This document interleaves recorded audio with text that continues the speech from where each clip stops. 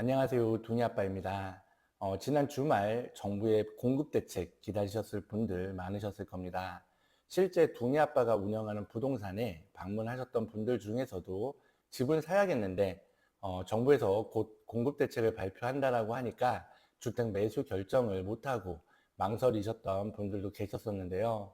오늘은 둥이아빠가 정부의 9.7 부동산 대책 핵심 내용들과 앞으로의 전망, 그리고 향후 검단신도시 집값은 어떤 영향을 받게 될지 분석해 드리는 시간을 가져보려고 합니다. 앞으로 우리나라 부동산 시장 어떻게 될지, 그리고 검단신도시의 집값 전망 궁금하신 분들은 오늘 영상도 끝까지 시청해 주시길 바라겠고요. 오늘 영상과 관련해서도 궁금하신 점이나 의견 주실 부분은 댓글을 통해 남겨주시면 둥이아빠가 성심을 다해 소통 드리겠다 하는 말씀도 드려보겠습니다. 그럼 오늘 영상도 시작하기 전에 한 가지, 둥이아빠가 운영하고 있는 카카오톡 오픈 채팅방 잠시 소개드리고 시작해 보도록 하겠습니다. 현재 1060분 정도가 함께 소통하고 계신데요. 각종 부동산 정보나 검단신도시 이슈들, 그리고 검단신도시 실거래 정보와 함께 급매물 정보도 공유를 해드리고 있습니다. 검단신도시와 부동산에 관심이 있으신 분들이라면 누구나 참여가 가능하다 하는 말씀 드리겠고요. 참여 방법은 카카오톡 오픈 채팅 검단신도시 부동산 정보방 바이 둥이아빠 검색하시거나 이번 영상 고정 댓글에 링크 남겨드릴 테니까 참고하셔서 참여하실 수 있다 하는 말씀도 함께 드리면서 오늘 영상도 본격적으로 시작해 보도록 하겠습니다. 자, 9.7 부동산 정책 여러 가지 내용들이 담겨 있었는데요. 우선 이번 대책의 핵심 포인트부터 한번 살펴보겠습니다. 첫째, 2030년까지 수도권에 135만 호를 신규 착공한다고 합니다. 6.27 규제 이후 공급에 대한 목소리가 커졌었기 때문에 이번 대책의 포커싱이 공급에 맞춰질 것으로 예상을 했었는데 우선 공급에 대한 내용이 있었고요. 두 번째, 대출에 대한 추가 규제 내용이 담겼습니다. 6.27에 이은 추가적인 대출 규제를 통해서 주택 가격을 잡겠다는 얘기인데 이 부분도 잠시 후에 하나씩 짚어드리도록 하겠습니다. 세 번째는 정부가 시장을 직접적으로 통제하고 관리, 감독할 수 있는 방안들이 담겼습니다. 시장의 자율성을 인정하기보다는 정부가 시장에 더욱더 적극적으로 개입해서 주택 가격을 안정화시키겠다 하는 얘기인데 우선 공급에 관한 내용부터 하나씩 살펴볼게요. 자, 주택 공급 크게 보면 세 가지 아젠다로 다시 나눠볼 수 있습니다. 우선 2030년까지 수도권에 135만 호를 공급하겠다고 했습니다. 이게 숫자로 보시면 체감이 안 되실 수도 있는데 우리 검단신도시 전체 계획 세대수가 7만 5천 세대입니다. 검단신도시의 무려 18배에 달하는 공급량인데 이 물량을 정부가 5년 내에 착공을 하겠다는 거죠. 여러분, 우리가 문재인 정부 때도 수십만 호 공급 계획을 발표했었지만 결국에는 인허가 지연이나 주민 반대, 재개발, 재건축 등의 규제 등으로 실제 공급까지는 이어지지 못했었습니다. 그렇기 때문에 이번 발표에서 국공유지나 유휴지, 노후청사나 노후 공공임대, 재건축 등을 대안으로 정부가 내놓기는 했는데 과연 135만 호 실현 가능성이 있을지는 그 부분을 영상을 시청하고 계시는 시청자분들께서 직접 판단을 해보시면 좋을 것 같고요. 두 번째, 3기 신도시 등 공공택지를 개발해서 민간 건설사의 땅을 매각하지 않고 LH가 직접 공공주택을 시행을 함으로써 사업 속도를 높이겠다는 겁니다. 근데 이 부분이 발표가 되고 나서 사실 논란이 많이 되고 있죠. 지금도 LH 부채가 160조라고 해요.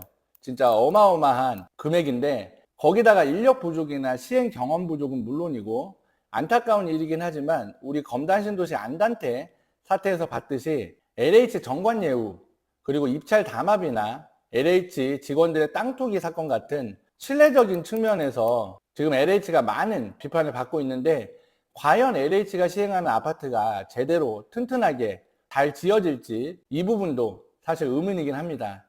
여튼 이렇게 LH가 시행을 하고 민간 건설사에 도급을 주는 형태로 개발을 하게 되면 건설사 입장에서는 수익성도 낮고 여러 가지 브랜드 이미지 하락 등 사업 참여에 대한 동기부여도 떨어지기 때문에 과연 정책의 목적을 달성할 수 있을지 이 부분도 한번 생각을 해볼 필요는 있을 것 같고요. 세 번째, 도심 재개발 재건축 인허가 절차를 간소화하겠다. 이 부분은 사업 시행 인가와 관리 처분 인가를 동시에 심의하면서 정비 사업의 속도를 높이겠다. 사업 기간을 평균 한 3년 정도 단축을 시키겠다. 이렇게 얘기를 하는데, 재개발 재건축 투자해 보신 분들 아시겠지만 이렇다라고 하더라도 하세월입니다. 1기 신도시 우리 이제 선도지구 공모 방식을 주민 제한 방식으로 바꾸는 것도 어느 정도 사업 기간을 단축시키는 그런 효과는 있겠지만 단기적으로 주택을 공급할 수 있는 카드는 아니다. 네. 결국 보시면 시장이 당장에 체감할 수 있는 공급 효과는 거의 미미하다. 이렇게 생각이 됩니다. 자, 그럼 두 번째로 대출 규제도 잠깐 설명을 드릴게요. 우리가 6.27 대책 때 강력한 대출 규제를 발표와 동시에 바로 시행을 하면서 시장의 혼란이 매우 컸었는데요. 이번 정부는 제가 봤을 때 이게 특징입니다. 부동산 규제, 이거 휴일인 일요일 날 발표를 해요. 그리고 무슨 번갯불에 콩 구워 먹듯이 월요일 날 바로 시행, 이래버립니다. 이게 참 국민들이 환장할 수밖에 없는 건데, 정책이라는 게 예측 가능해야 되는 거거든요. 네. 어쨌든 지금 6.27 발표하고 2달 정도 흘렀는데 시장은 또 금방 적응을 했죠. 우리 검단도 6.27 발표 직후 잠잠했던 분위기가 최근 거래량이 또 늘면서 어느 정도 반전이 됐습니다. 이게 우리가 문재인 정부 때 학습 효과라고 말씀드릴 수 있겠는데, 제가 유튜브에서 자주 말씀을 드리지만 어떤 규제를 하더라도 시장은 규제에 적응을 합니다. 네. 어쨌든 내용 잠깐 보실게요. 규제 지역, 지금 강남 3구하고 용산구 이렇게만 적용 지역인데 여튼 LTV를 50%에서 40%까지 축소를 한다고 합니다.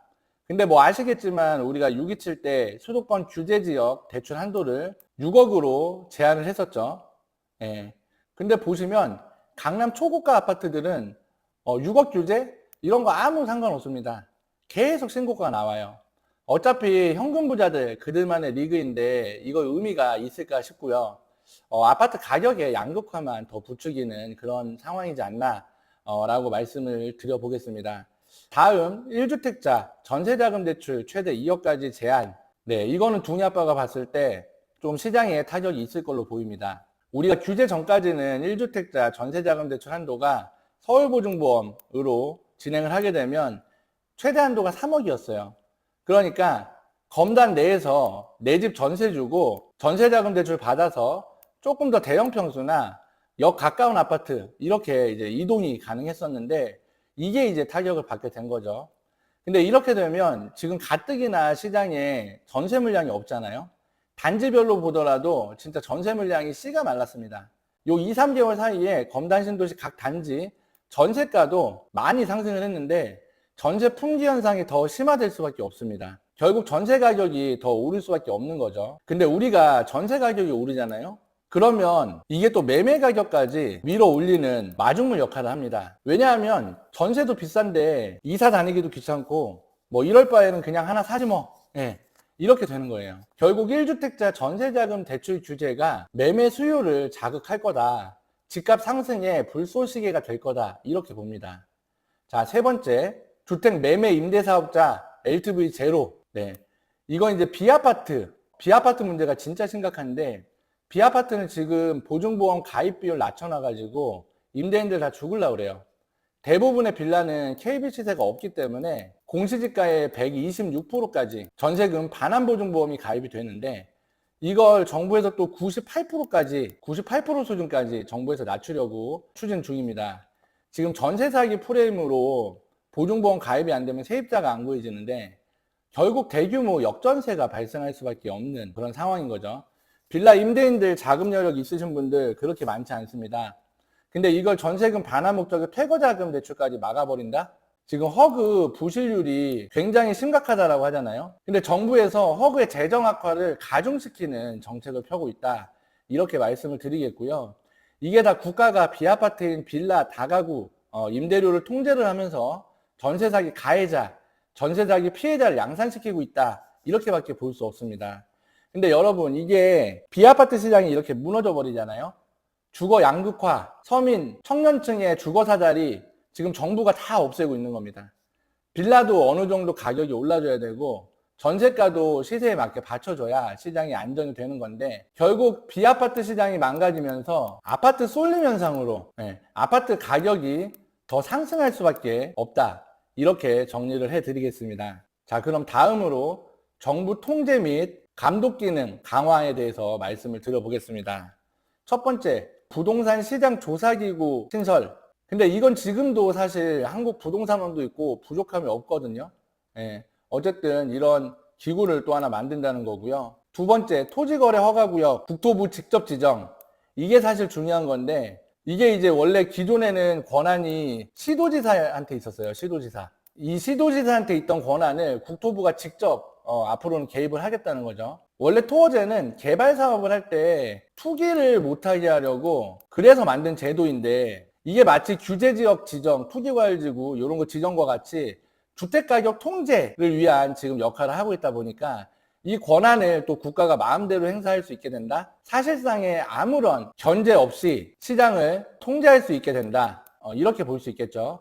사실 지금도 뭐 야당이 거의 힘을 못 쓰고 호흡기만 달고 있는 상황이기 때문에 마음만 먹으면 정부가 뭐든 할 수 있는 그런 상황이긴 하지만 이게 견제 세력 없는 무소불위의 권력이라는 게 우리가 문재인 정권 때 이미 경험을 충분히 했었죠. 임대차 3법, 계약갱신 청구권, 개갱권이라고 하죠. 얼마나 많은 부작용을 낳고 있습니까, 지금.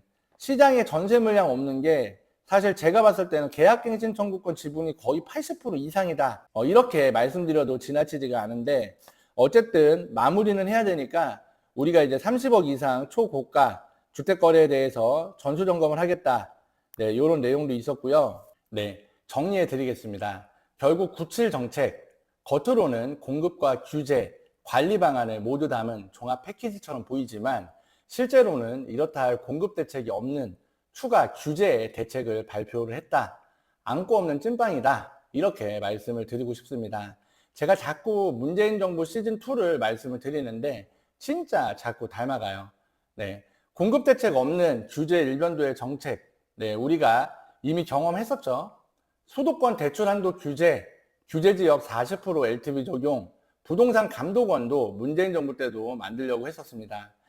여기서 강남 집값 잡겠다고 규제지역 추가로 지정하고 세금까지 건드려 버리면 문재인 정부랑 똑같이 가는 겁니다. 문재인 정부 때 우리 모두 경험하셨겠지만 핀셋 규제가 매수 심리를 자극하면서 풍선 효과를 일으켰기 때문에 부동산이 폭등을 한 건데 이미 수도권 대출 6억 제한으로 이재명 정부 같은 경우도 핀셋 규제에 발을 들여놨죠. 여기서 공급 시그널까지 충분치 않았었기 때문에 향후 부동산 시장은 다시금 폭등할 가능성이 매우 높지 않나 이렇게 정리를 해드리겠습니다. 자, 그럼 이번 97 부동산 대책이 검단 신도시에는 과연 어떤 영향을 주게 될까? 많은 분들 궁금해 하실 텐데요. 우선 단기적으로 공급이 없어요. 우리가 당장에 공급이 없다 보면 서울과 가까운 입지에 서울 출퇴근이 용이한 신축 아파트가 몰려있는 지역으로 수요가 집중될 수밖에 없습니다. 근데 마곡, 여의도, 서울역 출퇴근하시는 분들 입장에서 보면 검단이 딱이죠. 거기 아직까지 아파트 가격까지 저렴합니다. 814 기준으로 대부분의 아파트가 6억에서 8억 사이에 시세가 형성되어 있어요. 지난 하락장 때 보시면 우리가 송도 같은 경우 가격이 거의 뭐 반토막 나다시피 했는데 검단은 가격 방어도 어느 정도 잘 됐습니다. 우미린 시그니처 같은 경우 보면 고가가 8억 1,500에 거래가 됐었는데 지금도 8억 내외에서 거래가 되고 있어요. 그만큼 하락장에 버틸 힘도 생겼다. 시장에서의 검단의 가치도 그만큼 상승했다. 이렇게 볼 수 있겠고요.